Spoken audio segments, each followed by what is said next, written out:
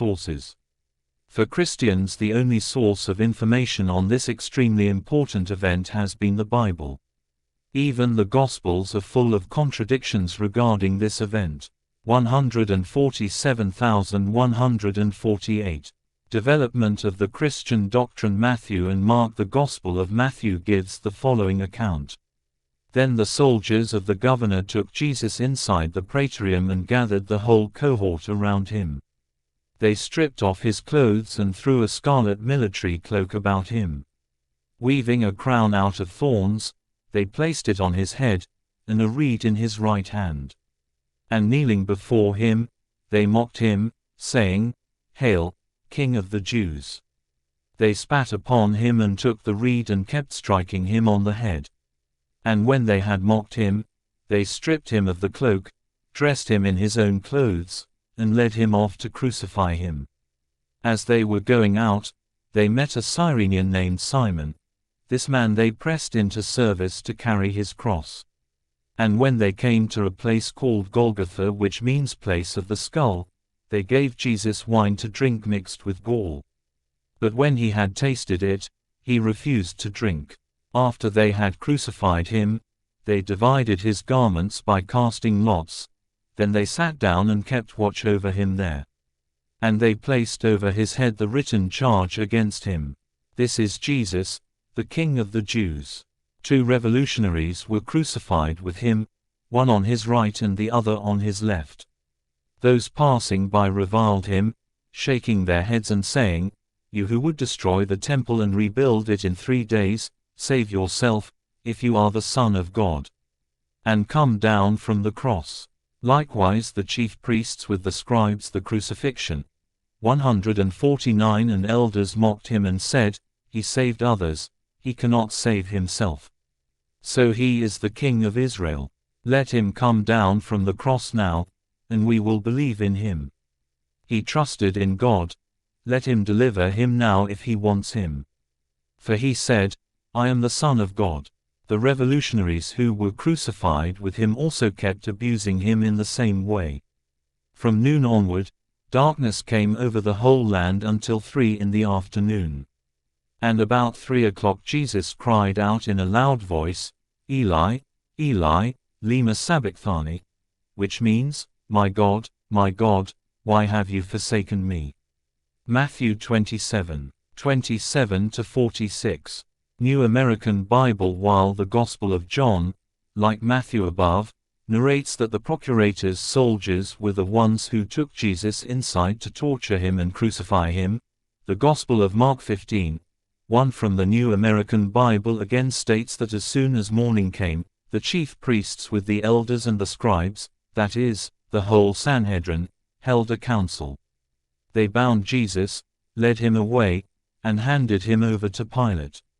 Generally, however, Mark's account is similar to that given in Matthew's Gospel. Luke's narration of Jesus' death is significantly different from that of Matthew and Mark.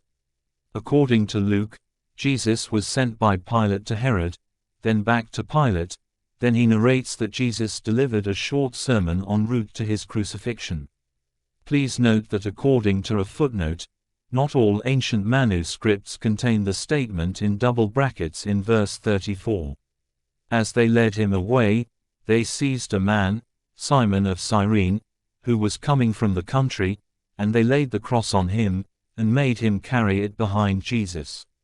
150. Development of the Christian doctrine. A great number of the people followed him, and among them were women who were beating their breasts and wailing for him.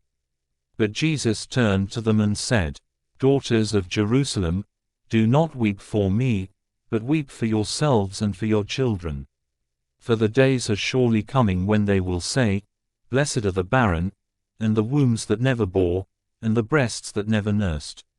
Then they will begin to say to the mountains, 'Fall on us,' and to the hills, 'Cover us.' For if they do this when the wood is green, what will happen when it is dry?" 2 others also, who were criminals, were led away to be put to death with him. When they came to the place that is called the Skull, they crucified Jesus there with the criminals, one on his right and one on his left. Then Jesus said, "Father, forgive them, for they do not know what they are doing." And they cast lots to divide his clothing. Luke 23:26-34. New Revised Standard Version. The end of Luke's narration of the crucifixion is at the very beginning of this chapter. John's account. In John's account, Pilate tried to release Jesus, but the Jews insisted that he be crucified. Then delivered he him therefore unto them to be crucified. And they took Jesus, and led him away. And he bearing his cross went forth into a place called the place of a skull, which is called in the Hebrew Golgotha. Where they crucified him, and two other with him, on either side one, the crucifixion, 151, and Jesus in the midst. And Pilate wrote a title, and put it on the cross. And the writing was Jesus of Nazareth, the King of the Jews. John 19:16-19. King James Version. John's report of the events immediately preceding the crucifixion has Jesus carrying the cross himself. The inscription on the cross is different here from that in the other Gospels. And John has many details that are quite different from the other narrations. Thus there are many discrepancies among the narrations of Jesus' death. From the Bible alone it is impossible to know what really happened at that time. Some of these discrepancies can be understood by the fact that Jesus' contemporaries had different understandings of his death. Willie Markson clearly points this out. See Jesus and Easter, Abingdon Press, 1990, pp. 54-55. It cannot be disputed that different circles in early Christianity held to different understandings of the death of Jesus. In the mate real of the synoptic tradition there is the thought that the death of Jesus was a consequence of his activity. Jesus is portrayed there as one who by his activities risked persecution, and even death. He is not, however, portrayed as one who had wanted his own death, or even as one who had understood it as a vicarious or atoning death. The idea of the death of Jesus as an atonement is foreign to the material of the synoptic tradition, although it was later inserted at two places, Mark 10:45 and 14:24. Rather, Jesus dies because he hazarded death in the way he carried on his activity. In the formulas and especially in Paul's letters, the understanding of Jesus' death as an atonement is evident. Historically and theologically this idea has been of greater significance, yet it is only one understanding of the death of Jesus. The fact remains that from the Bible alone we cannot get a clear picture